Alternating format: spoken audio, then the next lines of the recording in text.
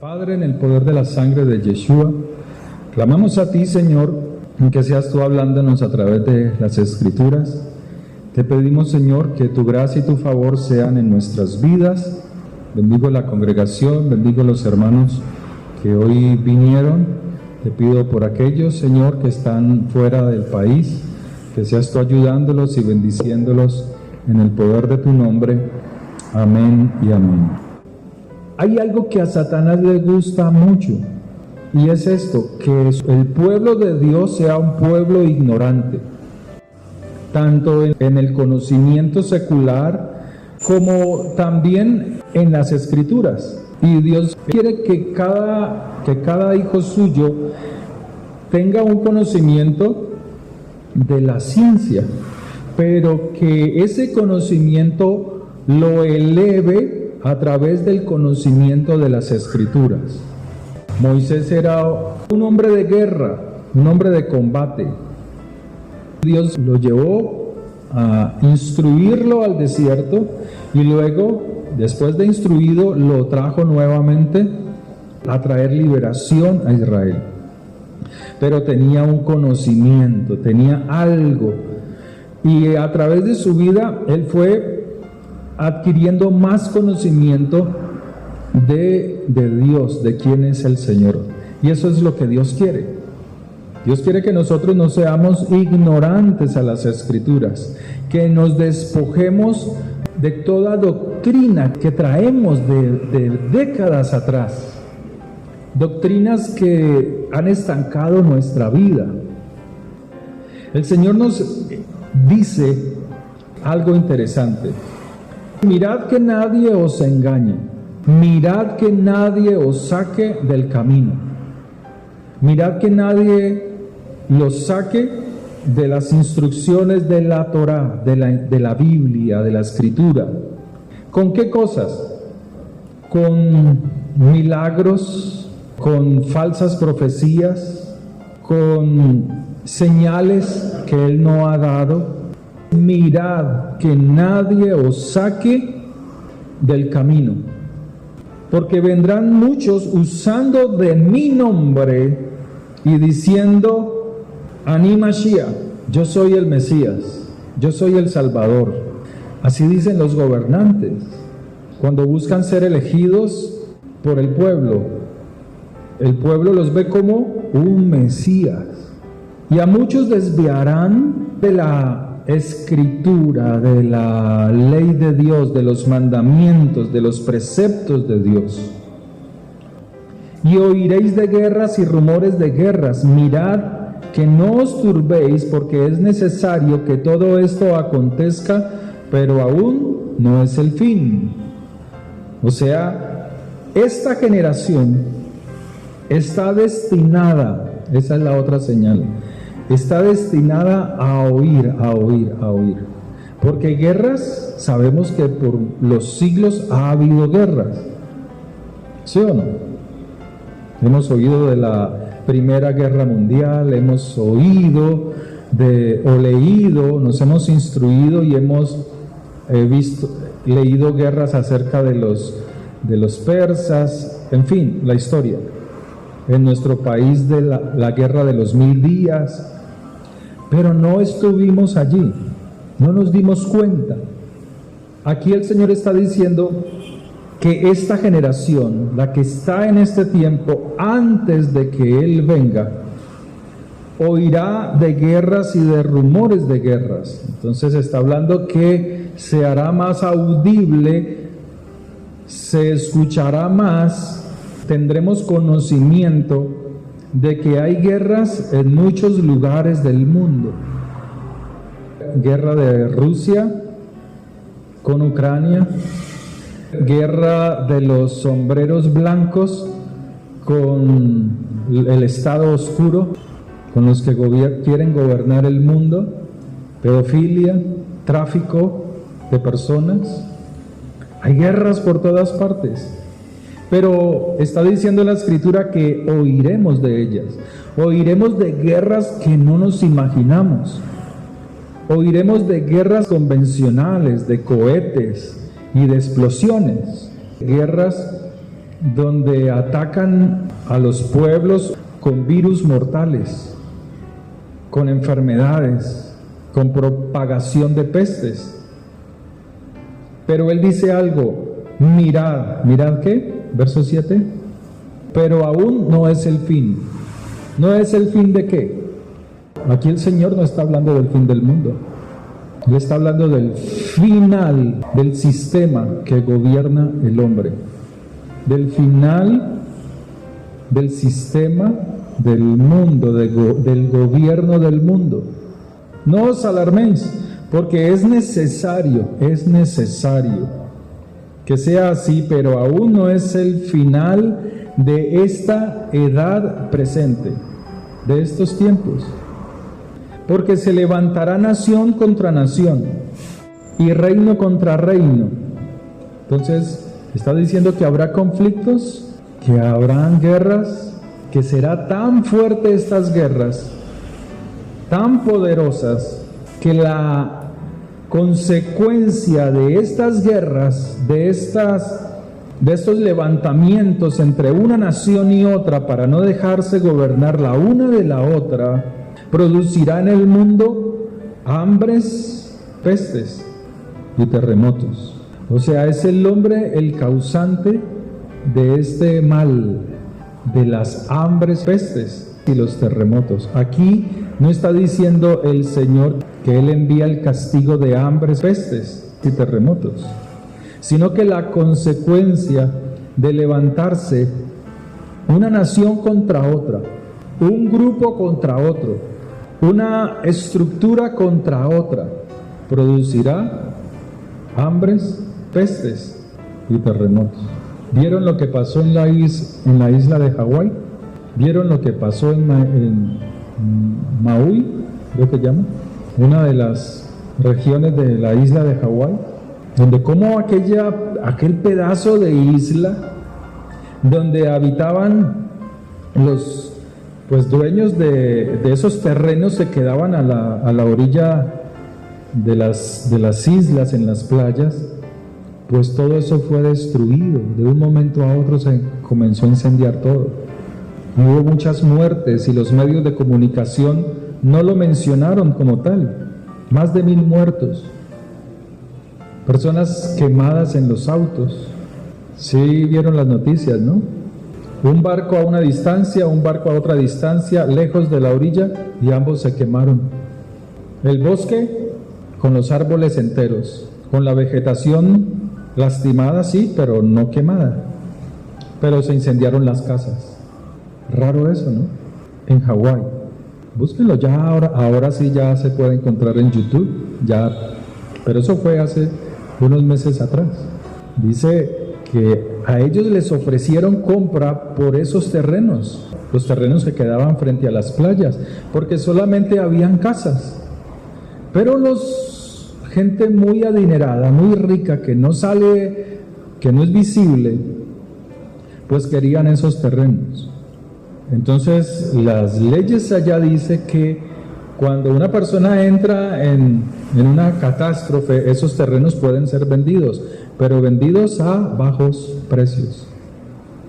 Y claro, todo está destruido. Pero la mejor manera de comprar esos terrenos es cuando. ¿Cómo las personas regalan fácilmente cosas que antes apreciaban? Cuando fallece alguien querido. No le importa, llévese. Firme aquí. Era el momento de comprar. El Señor está diciendo que veremos cosas terribles que el hombre es capaz de hacer, cosas asombrosas que asombran la mente del hombre. Él dice que esta generación, verso 6, está destinada a oír de guerras y de rumores de guerras. Pero Él dice, mirad que no os alarméis. ¿Será cierto eso? Que el pueblo de Dios se alarma como cuando estalló ¿Te alarmaste, te asombraste de lo que pasó en estos días? Ya el pueblo cristiano no se asombra de nada, hermanos. Es otra bomba. Ya no era como en los tiempos de Pablo Escobar, que se oía un bombazo o mostraban en la televisión las bombas que él colocaba y la gente Dios mío, que la gente se conmovía. Hoy no. Hoy el corazón del creyente es un corazón duro. Está encerrado en su misma religión, encerrado en su espiritualidad, está encerrado en su mover de su espíritu, donde ya no quiero ir a la iglesia porque esta iglesia está contaminada, donde ya no quiero ir a esta porque el Señor me mostró que es que aquí hay cosas extrañas.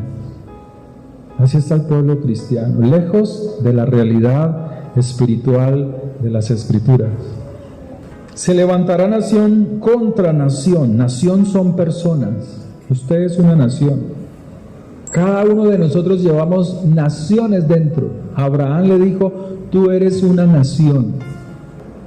Pero el Señor dice, no os alarméis. No os alarméis es, no perdáis la conciencia de todas estas cosas. No se asusten. No entren en angustia y opresión hasta el punto de apartarse de las Escrituras. ¿Cómo son los gobiernos? Cada vez más hay injusticia. Cada vez más se ve la escasez, pobreza, ruina, enfermedad. Cada vez más buscan disminuir la población en cada región para poder gobernar con facilidad. Cada vez más hay opresión de los que gobiernan. Verso 8. Y todas estas cosas será principio de dolores de parto. Producirá estupor en aquellos que están apercibidos. Pero ¿cuántos aman a Jesús? Porque en este tiempo, el que se alinee con la Escritura, que no quiera hacer las cosas malas que el sistema propone, dice, los van a entregar a tribulación y os van a matar. Gloria a Dios por ustedes, hermano. No les van a hacer nada. Gracias a Dios, ninguno de ustedes. El pueblo cristiano dice así, hermanos: bendice a Israel para que te vaya bien. ¿Han oído eso? Bendigamos a Israel para que nos vaya bien. Entonces, como los cristianos están llenos de emociones y de buenos pensamientos, Dios no bendice pensamientos. Entonces el pueblo cristiano dice, estoy bendiciendo a Israel porque ya hay bendición, porque estoy mostrando que amo a Israel. Pero les hablan de Torah y se asustan. Les hablan de celebrar el día de reposo y uy, eso es judaísmo. Son antisemitas. No hay pueblo más antisemita que el pueblo cristiano. Entonces el pueblo cristiano realmente no ama a Israel, porque si amaran a Israel como dicen, amarían a Yeshua, pero se olvidan que Yeshua era judío. Pero para el pueblo cristiano es más fácil amar a Jesús romano, a aquellos diciembres que nunca volverán, a ese Jesús donde yo puedo ir a la iglesia hoy y más tarde pegarme de una botella de alcohol y compartir con mis amigos. Ese es el Jesús romano. Así no hacen muchos que dicen que aman al Señor. El Señor, como dice aquí al principio, mirad que nadie os aparte, entonces os entregarán a tribulación y os matarán, y seréis aborrecidos por todos los gentiles, por causa de mi nombre judío, por causa de aquel que vino a traer la correcta interpretación de las Escrituras. Como hay muchos que dicen amar al Señor, pero cuando llegan a la prueba se desaniman, entonces el Señor, sabiendo esto, dijo, muchos tropezarán entonces. O sea, tropezarán ¿por qué? ¿Por qué tropiezan? Por lo que dice el versículo anterior, que serán entregados a tribulación, serán perseguidos serán aborrecidos y los asesinarán. Entonces dice, pero ¿cómo? Si el Señor es mi protector, mi luz y mi salvación, y ahora me van a perseguir y lo van a justiciar. ¿Quiénes? Gente que no tiene temor de Dios. ¿Sí? Como no está firme en el Señor, entonces para él será más fácil buscar una excusa para no seguir al Señor. Tropezarán. Y muchos tropezarán y se entregarán unos a otros. O sea, entre el mismo pueblo se van a traicionar. Bueno, hermano, les he dado la dirección de mi casa. Está diciendo, mira lo que dice la Escritura. Se entregarán unos a otros. Verso 10. Y unos a otros se odiarán. Pues claro, se odiarán sin causa. O sea, será tanta la opresión que viene sobre el mundo que se rechazarán los unos a los otros. Esto ya lo experimentamos. Esto ya lo vivimos. Cuando crearon lo de la pandemia, la gente que salía a la calle, míralo, ahí está en la calle ese propagador de pestes, y la gente llegaba y le gritaban. Ya lo vivimos, ya sabemos cómo es. Ya tenemos una experiencia, tenemos un conocimiento, que te aislaron, que eres rechazado. ¿Y por qué? Porque ya tengo mi carnet de vacunas. Entonces usted pase, y usted no puede. No, ¿se acuerdan? Que no podían entrar a los supermercados. Pero mucha gente de los negocios dijo, no, esto está raro. O sea, esto busca es dañar la economía del mundo. ¿Y cómo se daña la economía del mundo? Pues dañando desde lo primario, que es el comercio. Entonces muchos dijeron, no, entre. Muchos comerciantes de sus negocios, no, hágale, entre. Haga la fila ahí. Ay, que es que no, hágale, cállese, siga. Porque entendieron que todo era un engaño. El Señor vuelve y dice, mirad que nadie os aparte del camino, que nadie os desmotive. Verso 11, y serán levantados falsos profetas. Quítese de la cabeza que los falsos profetas están en las iglesias cristianas. Muchos falsos profetas están en sus casas enviando mensajes a diestra y siniestra, aprovechando la internet. Yo soñé, yo vi una visión, yo tuve, y desde allí se propagan, hablando tonterías que no tienen nada que ver con las Escrituras. Pero mira lo que dice, ¿cuál es el propósito de que se levanten los falsos profetas? Y serán levantados falsos profetas y engañarán a muchos. Entonces sabemos que engañar es apartar del camino. Entonces lo que el Señor nos dice es, para completar la frase es, y apartarán del camino a muchos. El propósito de que muchos profetas falsos se levanten, muchos cristianos de banca que van de vez en cuando a las iglesias, se levantan con su poco conocimiento de las Escrituras a profetizar y a hablar tonterías y a creer que porque se saben un versiculillo de las Escrituras tienen toda la verdad, y esos son propensos a hablar en falsedad. El Señor me mostró algo, el Señor me dijo algo, el Señor me habló a mí, y comienzan a mandar mensajes por el WhatsApp, por todas partes. Pero cuando vas a escudriñar sus hogares, cuando vas a escudriñar sus vidas, están totalmente destruidos. Falsos profetas, que el único propósito que tienen es apartar del camino a los que siguen la palabra de Dios, a los que siguen a Yeshua. Verso 12, y por haberse multiplicado, ¿qué se multiplicó?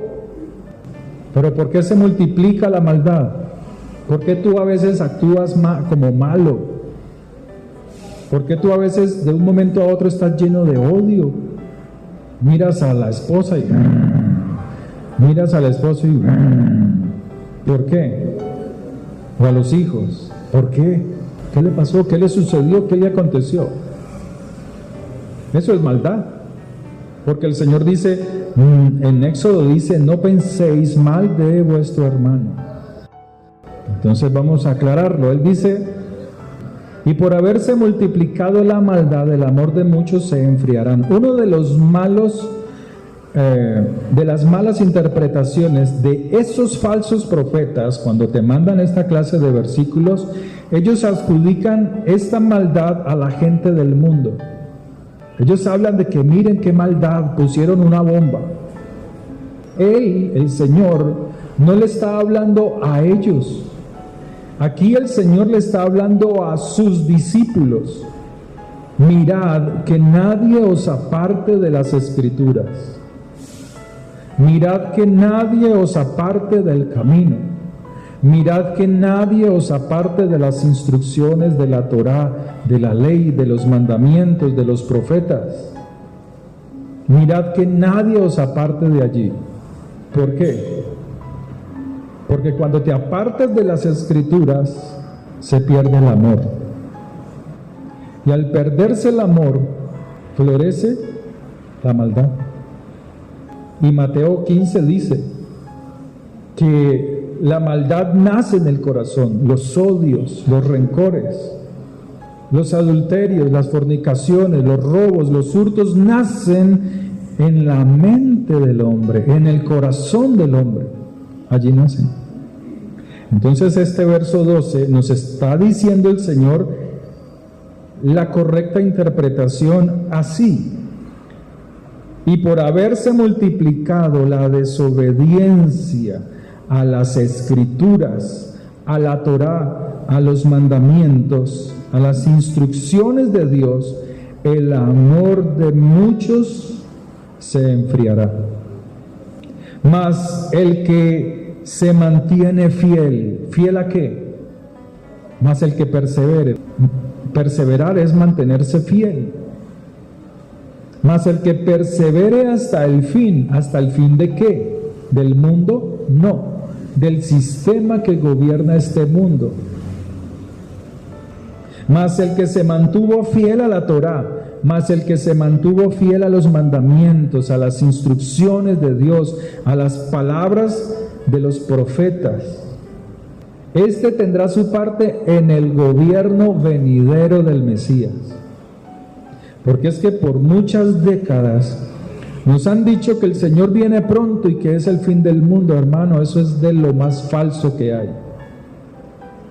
Cuando el Señor venga en las nubes, no en esas nubes que usted ve allí, sino en la nube de gloria, el Señor baja para destruir al perverso, pero baja a instalar el gobierno milenial. Todavía no será allí por los siglos de los siglos.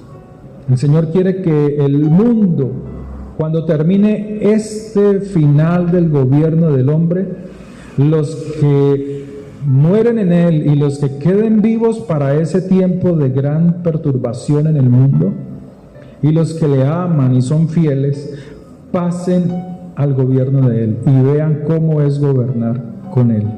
Isaías 65. Verso 17. Porque he aquí yo crearé nuevos cielos. Claro, porque cuando viene un presidente a gobernar, ¿qué hace? Cuando hay un cambio de presidente, ¿qué hace? ¿Qué es lo que él hace en la casa presidencial? Remodelarla, es lo primero que hace. De lo primero no habrá memoria, ni más vendrá al pensamiento. Mas os gozaréis y os alegraréis para siempre en las cosas que yo he creado, porque he aquí que yo traigo a Jerusalén alegría y a su pueblo gozo. Y me alegraré con Jerusalén, y me gozaré con mi pueblo, y nunca más se oirá en ella voz de lloro, ni voz de clamor. No habrá más allí niño que muera de pocos días, muerte prematura. No habrá muerte prematura. Ni viejo que en sus días no cumpla, muerte prematura. No por estar viejo quiere decir que te tengas que morir ya. Porque el niño morirá de 100 años, pero el que esté en ese gobierno del Mesías y sea un pecador sin arrepentimiento, porque muchos van a pasar, el pecador, así tenga 100 años, será maldito. Edificarán casas y morarán en ellas, plantarán viñas y comerán el fruto de ellas. No edificarán para que otro habite, ni plantarán para que otro coma, porque según los días de los árboles serán los días de mi pueblo, y mis escogidos disfrutarán la obra de sus manos. No trabajarán en vano, ni darán a luz para maldición, porque son linaje de los benditos de Jehová, de Yahvé, y sus descendientes con ellos. Y antes que clamen, responderé yo. Mientras aún habla, yo habré oído. El lobo y el cordero serán apacentados juntos, y el león comerá pasto con el buey, y el polvo será el alimento de la serpiente. No afligirán ni harán mal en todo mi santo monte, dijo Yahvé. Ese es el reino milenial. Apocalipsis 20. Vi un ángel que descendía del cielo con la llave del abismo y una gran cadena en la mano, y prendió al dragón, la serpiente antigua, que es el diablo y Satanás, y lo ató por 1000 años. O sea, cuando pase la gran tribulación, el Señor baja en su nube de gloria, no en esas nubes, y Él viene a instalar un gobierno de 1000 años, porque el mundo no sabe lo que es la verdadera justicia.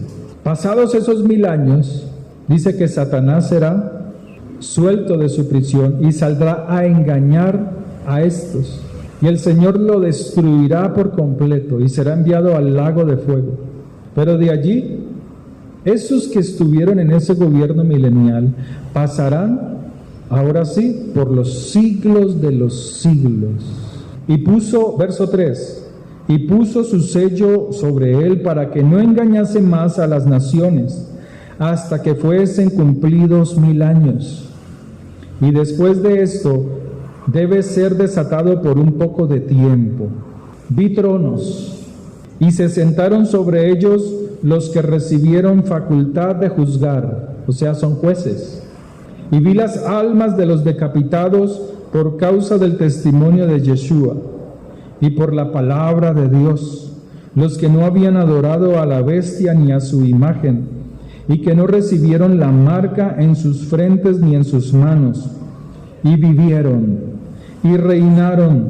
¿Reinar qué es? Gobernar con el Mesías, con Yeshua, 1000 años. O sea que no son todos los que van a gobernar, como le decían a uno. Ay, cuando estemos allá, vamos a gobernar a las naciones. Mentiras. Aquí está diciendo que los que van a gobernar en el tiempo milenial junto con el Mesías son aquellos que en el tiempo de la gran tribulación dieron sus vidas por no salirse de las Escrituras, por obedecerlas, hasta el punto que se dejaron matar por no ofender la palabra de Dios, por no transgredirla. La Escritura es clara. Verso 5. Pero los otros muertos no volvieron a vivir hasta que se cumplieron 1000 años. O sea, gente que nunca aceptó que el Mesías es en él hay salvación. Gente que nunca aceptó la Escritura. Gente que conociendo la Escritura y oyendo del Mesías, nunca le adoraron, nunca le buscaron, nunca tuvieron una relación íntima con Él. Bienaventurado y santo el que tiene parte en la primera resurrección. La segunda muerte no tiene potestad sobre estos, o sea, los que mueren sin el Mesías. Murieron y entregaron su cuerpo, pero luego viene una muerte total, espiritual, de destrucción de su alma, enviada al lago de fuego, sino que serán sacerdotes de Dios y de su Mesías, y reinarán con él 1000 años. Por eso Mateo 24:13 dice: mas el que se mantuvo fiel a la Escritura, éste tendrá su parte en el mundo por venir. Pero ahora viene algo.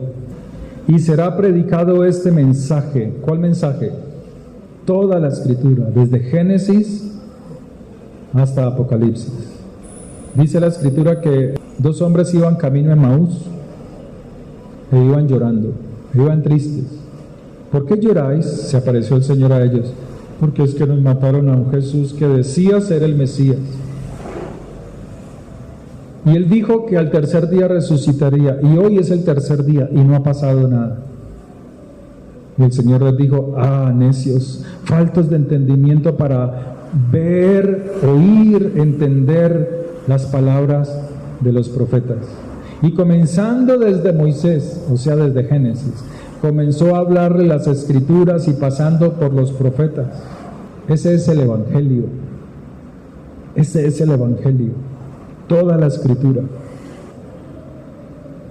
Que nadie te aparte de las Escrituras. Amén. Que el Señor les bendiga. Quedamos despedidos.